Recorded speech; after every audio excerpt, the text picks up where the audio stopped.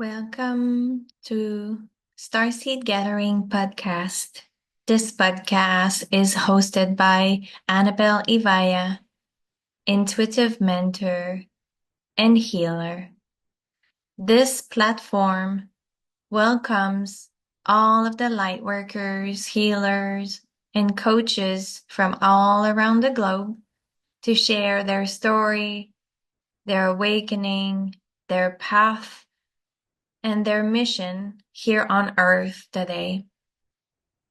You will meet a beautiful soul today that wants to share their light with you. Allow the story that you will hear and all of the information to land within you like a breeze of love. I welcome you into this sacred space. Enjoy this podcast.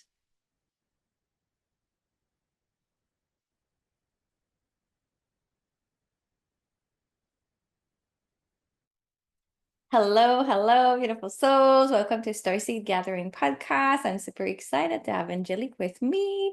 She is in South Africa and she is coming to speak about her business, her spiritual path.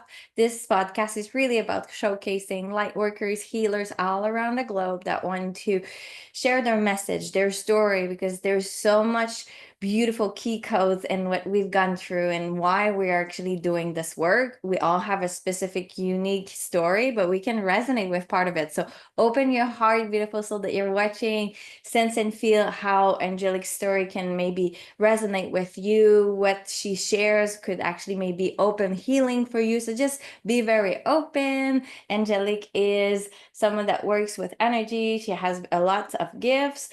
Please present you, beautiful soul. Welcome. Thank you, Annabelle. It is an absolute pleasure to be here. Thank you for holding this beautiful space for this conversation. So, as you've introduced me, I'm Angelique Koster, based in South Africa, and I always struggle a bit when it comes to like sharing the story of who I am as a person and how I got into this journey, because a lot of the time we hear that people really had a tipping point, a turning point in the spiritual journey. And for me, it's been a literal lifetime journey. I started meditating through my grandmother teaching me how to do meditation when I was a kid.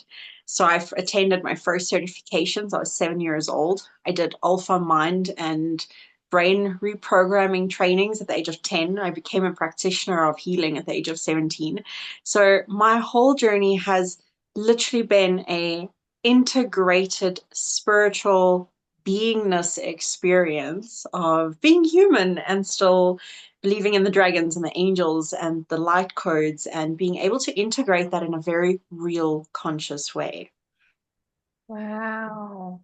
How interesting. You're my first. You're my first that has had like such a beautiful teaching. It's interesting that you said that because I was looking into past lives and other things the other day, and I was sensing how much before we would pass on knowledge from women to women, right? Generation to generation. And we kind of lost that, in the last couple of hundreds or thousands of years. I don't know.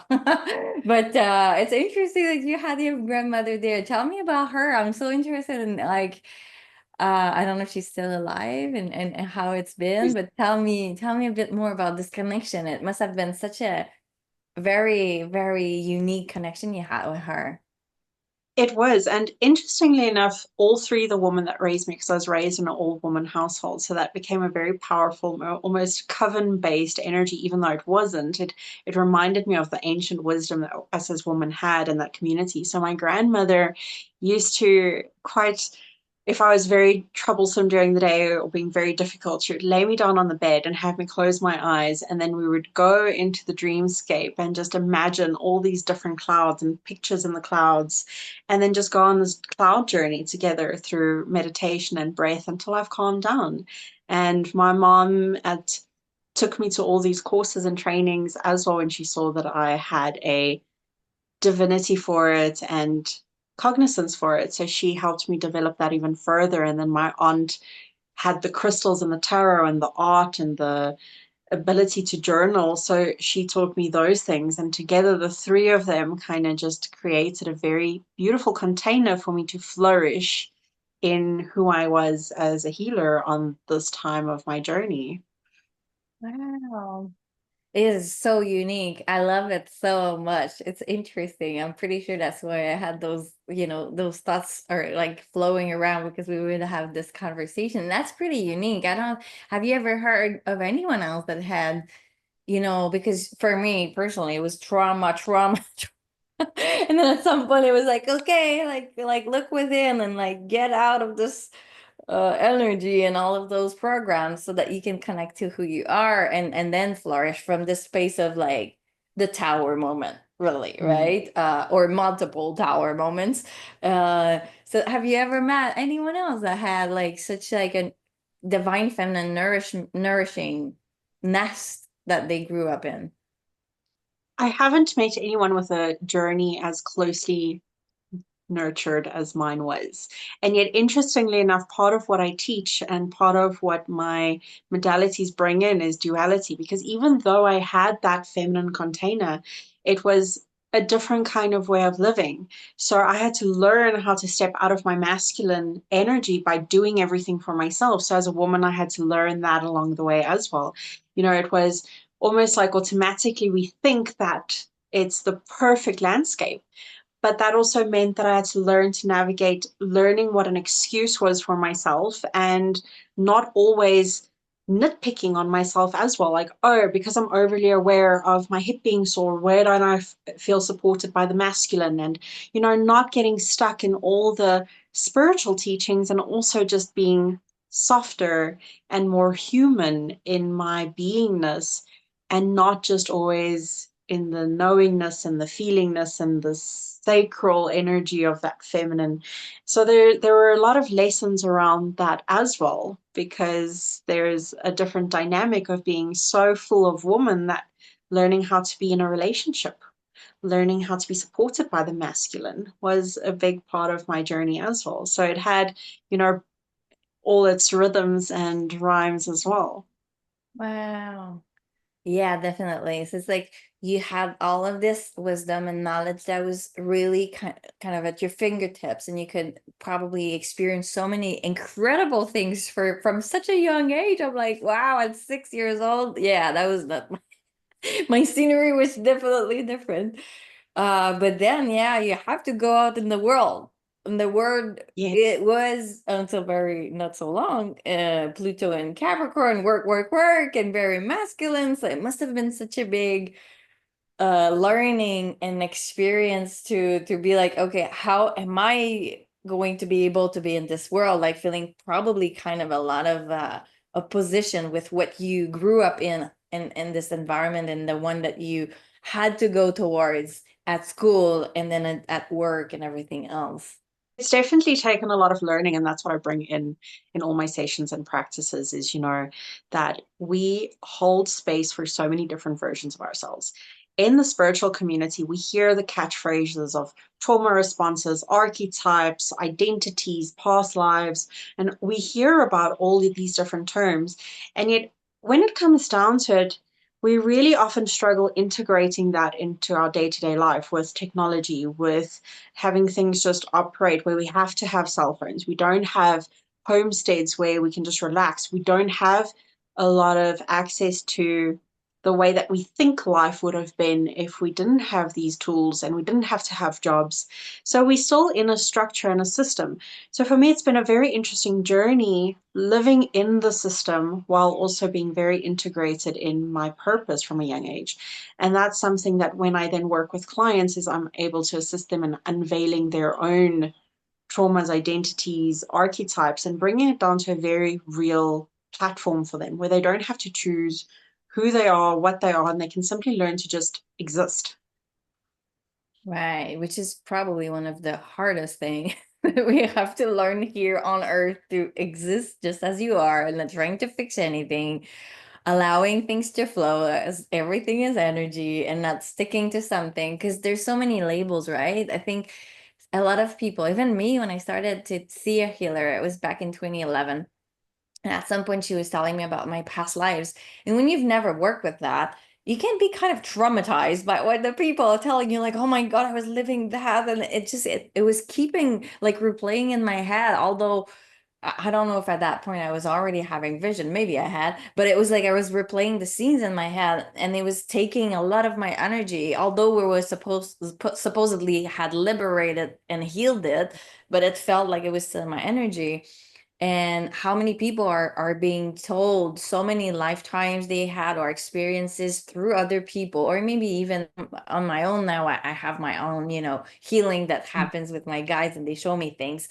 But I've learned not to attach to that because that was an experience my soul chose to have. But it doesn't say that I'm that now, because now we what we want is gathering the gifts from these parts of us and not feel so fragmented and separated. But it's such a big learning, right? Because we're learned to from a very young age, and I don't know how it was for you, but like the negative feelings, it's like you want to push them away, and anything that feels yucky, you just don't want to be in that energy. But if you don't look at those shadow parts, they will be there beneath you. They will still live through you. They just Yeah. won't maybe not have so much of a. It's like I want people, and I'm pretty sure I feel like it's the same for you. I want people to see that the shadow sides of yourself is the fuel to what you want to accomplish in this lifetime.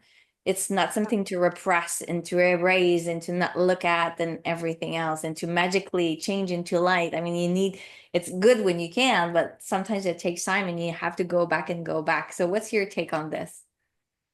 So I love that you brought up shadow work because it's one of my favorite topics.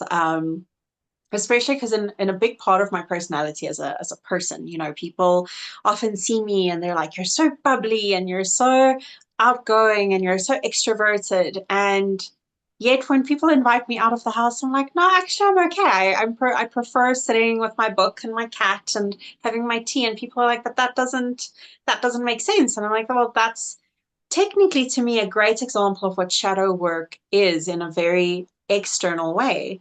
You can be both things. Just because the shadow is in what we perceive as a dark space, it doesn't make it dark. Darkness, especially in the modalities that I've studied, like Acunet, where we use a lot of Chinese medicine, they had a beautiful metaphor for it saying your shadow is the side of the mountain that the sun has not yet shone on. So as the sun starts moving across the horizon, that energy of the light then hits the shadow and the shadow changes. So then it might be on the other side of the mountain, and that's very much what I embody in my life. There are bad days, there are good days. I have days where I'm very creative. I have days where I don't have creativity. I have days where I think I'm going to be the best speaker for healing on this planet. And other days I'm like, I don't think I can appear on my social media at all because I have fears, I have doubts, I've got insecurities. Am I good enough? People won't hear me, people won't connect with my message. Ugh, I'm one person. All of those things pop up for each of us. And it's simply because we push away from it and we bury it that it becomes the shadow. But when we actually just open up to it, it creates the soil that we can then use to grow from. I love that. It's like the fertilizer, fertilizer that Exactly. we need to be able to grow. And as you said, I mean, probably like we talk now, or we have like an energy that I feel quite similar. But there's part that were very natural and organic to us, but there were also parts we had to learn. I mean, it was not all easy and breezy. And sometimes people are like, well, with everything you do, Annabelle, I'm like, well, I work to get there. I mean, I work in some ways. I needed to face everything you said, right? It's like if you don't take the time to see what's beneath the fears, to see what's beneath you not taking the steps and procrastinating and thinking it's not for you, when your soul is saying completely the opposite. Yes, I want this, I want this, I want this. But then there's parts like, oh, I don't know if we can do that. It's just so scary. But when you address those parts, then as we said, the fertilizer, the fuel comes in, and that gives you the energy you need to be able to show up in your business, in your life, in your relationship with yourself, right? And it gives us the space to then create different choices. A lot of the time when healing and in manifesting, and in the spiritual world, we hear the law of attraction and aligned action and feeling good about it and will appear. But honestly, the aligned actions and that feelings come with a lot of conscious awareness and conscious choices that come with it. So for my inner experience in my business, a lot of the times I used to go, I can't do something because I've got a meeting 2 hours from now. So I sit in freeze mode, waiting in paralysis for the meeting. And then only after the meeting can I get other stuff done. And it took conscious effort to realize that was a pattern. So had to go and look, why is that a pattern for me? For me in my life, that was an adrenaline addiction. So my adrenaline was stuck in wanting to have that addictive chemical reaction. And sometimes we need to look more at our physical. Sometimes we need to look more at our emotional. Sometimes we need to look into the spiritual, and working holistically with all those components to see where can I grow? What can I learn? What can I shift? And consciously just working on the small things and saying, as you mentioned, where do I then, is it the trauma? Is it this? And then taking steps from there. But it becomes a choice. It becomes a directional choice that we make. And then learning our excuses, learning our triggers, learning the limiting belief systems, and then actively doing something about them. Right. And I think that's one part. I think a lot of people, when they do try to do manifestation, law of attraction, they're like, well, I cleared, I wrote everything that I know that was blocking me on a piece of paper, and I burnt it. Why is it not working? They're like, well, because it's still maybe somewhere attached to your energy, and maybe there's more to it. And there's different layers. It's like the layers. I remember when I was reading The Secret. I can't remember when that book was coming out, long time ago, right? Almost 20 years ago already. I don't know. Yeah. And I was like doing this in a work, but I mean, I'm still clearing now other things, right? Because everything is so layered. We're multidimensional. So I mean, I wish it would be like, okay, let's write it once and burn it, and everything is gonna come. But we need to, as you said, the aligned action is right now. Okay, now if you release the limiting beliefs, for example, about money, about relationship, about whatever you're wanting to manifest, what is the first step towards that goal you can still take, so that the universe says, okay, she's ready now to receive. She's ready to receive whatever she's asking for. Because if we don't do the actions and we're waiting for things to happen, they're not going to happen. It's like kind of a process. Yes, you have to let go. Like I'm feeling like this kind of push fall backwards of like, okay, I'm taking my backpack and looking at it and clearing what doesn't actually resonate with me anymore. And now I'm remodeling and rewiring my mind and like doing those beautiful affirmations. But it doesn't stop there. You can write as many affirmations, but if you don't take the action and if you don't believe it you're sharing, it'll be difficult to manifest. How do you support people with that? Beautiful. So honestly, with that, I've got two separate kinds of courses that I run. So the one is, well, not courses, sessions. So I have the neuroscience life coaching background. So we go through what we call M-braining. It's using multiple brain centers in the body to support people in finding their own thoughts, their creativity, their courage through the body's nervous system. So that's for the people who really already have an idea of where they want to go. They want to get more in touch with their internal guidance. They want to be able to connect with where they feel their pathways are going. And then I have my modality that I've been doing since I was 17, which is Acconnect. It goes into limiting belief systems, the organs. So it's basically a toolbox full of knowledge and wisdom to declutter the whole body. So that's where I support my clients whenever they want to do anything. You've got a class you want to run the energetics around that. That's what that supportive container is. You have fibromyalgia or ADHD or physical ailments, that's the container that supports that. So that's very much where it's about the receiving and the nourishment and the healing that we're familiar with healing. And then there's the coaching side of my business that becomes a lot more hands-on with you doing the work, you putting in the effort. So we've got both containers, the allowing and then the doing. Yeah, I Yeah. love this. I love this. That's incredible. And it's become also for me in my practice a lot more important in the last year or two to connect to the body, because there's different types of healing that will connect to different timelines and different things, different realms, which I mean, I'm super grateful to learn the Akashic records and everything. I love this work. I'm super galactic as in terms of my soul, so it's like I love this part.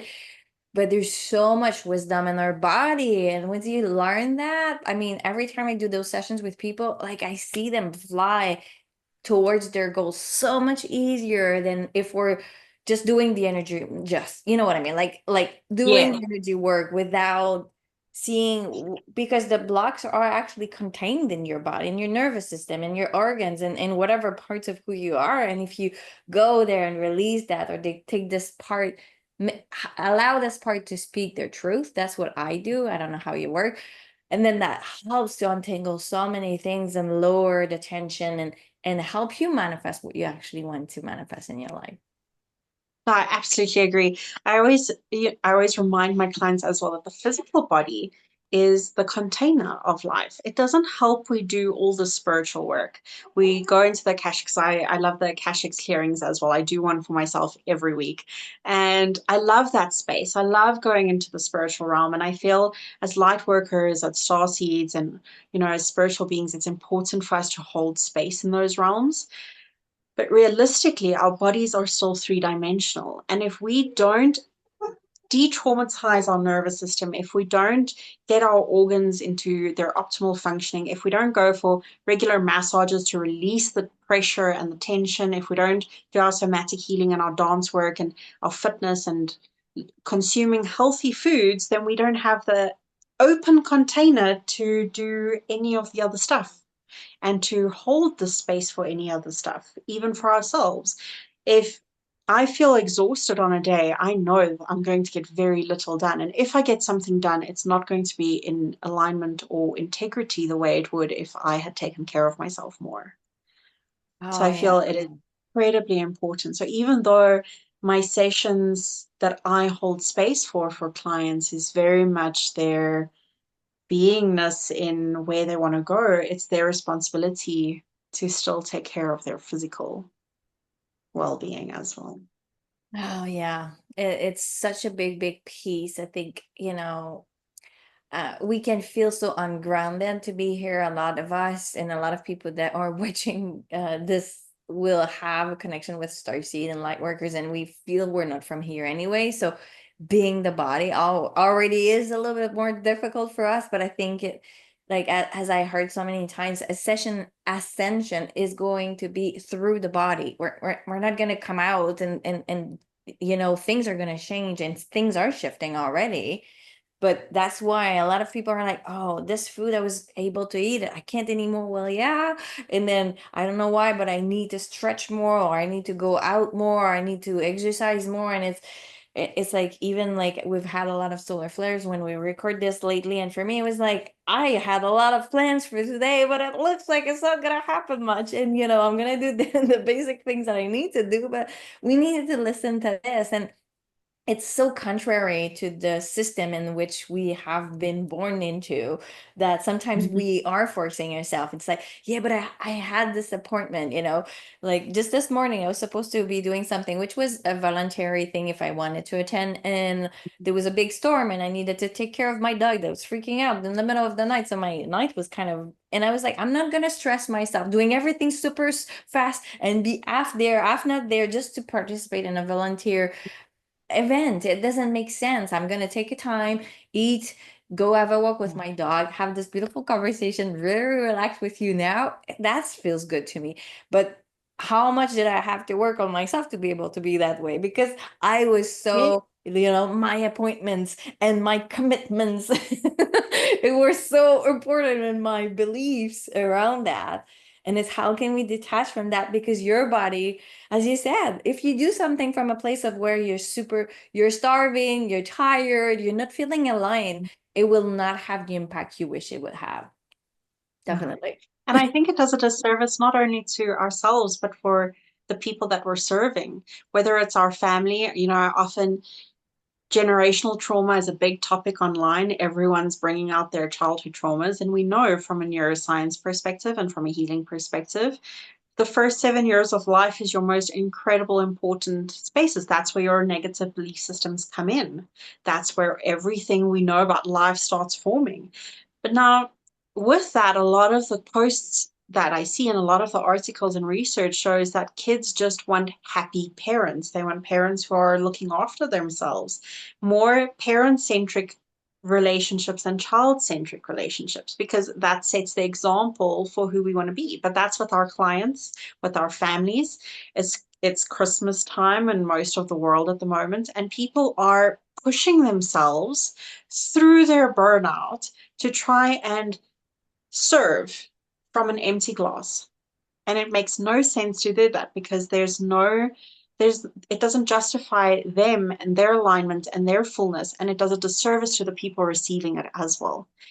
Most of us would rather have someone say to us, I'm taking a break, I'm coming in my fullness, than getting a percentage of that person's energy.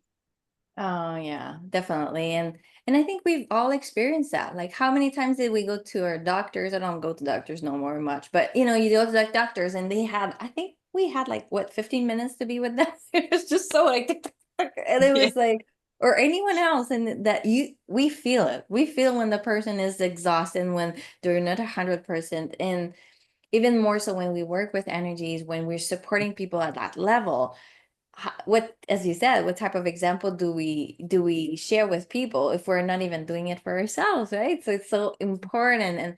And there's so much programming about working hard to receive money, even in our field. It's like, no, it's okay to take a day off, it's okay to work less, and it's okay, and the abundance going to come anyway, because the universe is abundant, and you don't have to relate it to job. There's so much work to do, but it's beautiful when we can actually, as you said, be consciously aware of what's going on and attend to it when it's coming up to the surface. Because as we said, it's not one time I notice it and I don't have this issue anymore. It's no, every time it comes up, I need to be aware of it and make a decision, as you said earlier, to do something about it that is in alignment with me, with my true soul's vibration at that moment.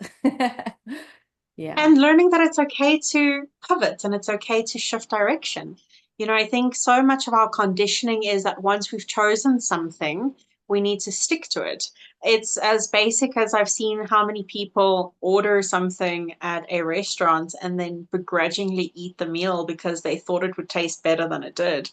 And that's a very three-dimensional experience, but it's happened to all of us at some point. We've ordered something we don't like, and instead of just putting it aside, we force ourselves through it. And that's what we do in our businesses, with our families, with our jobs, with our healing sessions. On days where we're exhausted, instead of just rescheduling, we force ourselves to show up, and our clients notice, their energy notices, our bodies notice, and we then end up doing a lot more damage long term than just temporary discomfort by moving things around. Definitely. And well said. I love that. Can you share, you shared about the services that you offer, but if anyone wants to connect with you, like, what are the main containers that you have? Is there anything that they can join you? Is there anything that they can watch about you if they want to get more to know you? Well, at the moment, my website went live about 2 weeks ago, so it's up and ready there as well, which holds a beautiful container. So that's going to house all the new videos, the new meditations that are coming out for 2025. So that's going to be that. It's Asanak Healing. It's ASANAK healing.com. And then my main offers for this year, still on 2024, is the Akashic Records clearings. I don't do readings specifically, just because what we spoke about earlier is the attachment to identities becomes quite strong. So I don't do readings, but I do Akashic clearings. I have Aconnect sessions, so that's personalized, tailored sessions for whatever area of life people want to work on. And then I've got the M-braining, which is MBIT. So that's the multiple brain integration technique coaching. And then by the time people watch this, there would have been a 3-day live healing series that's going live from the 17th until the 19th of December. So there's replays by the time people watch this. And that's all about boundaries, healing money magic, and healing business dynamics. Because so many of us at this point of the year start stressing about what we're going to do next year, what did work for us, what didn't work for us, the things we like or dislike about our businesses. So there's going to be some healing around that. And next year, there's going to be a lot of new offers. There's going to be chi ball manifestations, dragon healing energies, angel healing archetypes. So all of that's going to come in within the next few months. So whenever people watch this, those offers are going to be expanding. I love that. So many beautiful places to go and connect with you and share and really take and soak in, I feel, all of the wisdom that you were able to gather and probably still develop, because we never stop learning in the spiritual realm. I think there's never an end to it. And that's why we chose this path, I think, because at least it's not boxy. It's like anything. There's almost, well, it's unlimited, definitely. What would be the main message you would like people to keep from this conversation we had today? Beautiful. To breathe. That's my biggest message at any given time. You know, there's a lot of information out there. There's a lot of wisdom out there, whether connecting with me and with you and all the other beautiful healers out there. And when I heard, you know, you were talking about you signed up for this free experience and you're stressing about it, a lot of that is happening in the world at the moment. There's so much available for us. There's courses upon courses, there's sessions upon sessions, there's information overload. So just stepping back, breathing, connecting to the body, connecting to breath, connecting to heart, and just breathing is something that I feel everyone needs to remember to do. So that would be my message. Oh, I love that. Yeah. Stopping this monkey mind, connecting to our heart and our body, breathing in and just remembering that the decision that we're making, it's not the end of the world. Like there's nothing is gonna fall apart because you don't attend something or because you change your mind, as we were saying It's earlier. okay to change our minds, 100%. I love it. Oh, it was such a pleasure, beautiful soul, to connect with you today. Thank you for sharing your heart, your knowledge, your wisdom with this beautiful planet that needs so much of our support. I'm feeling 2025 is going to be a busy year for all of us. And we will leave all of your details below. So if people want to connect with you directly, they'll be able to connect with you directly. If anyone wants to join this podcast, you'll have also a link below to book a time with me if you're wanting to. Thank you again for being with me to share all of your story. And I can't wait to see how much of this message is coming out and how many people connect with you. And I wish you so much beautiful expansion in your business and in your personal life, beautiful soul. Thank you so much, Annabelle. This has been a beautiful opportunity and your space is stunning. Thank you so much for it. You're welcome. See you in the next one, everyone.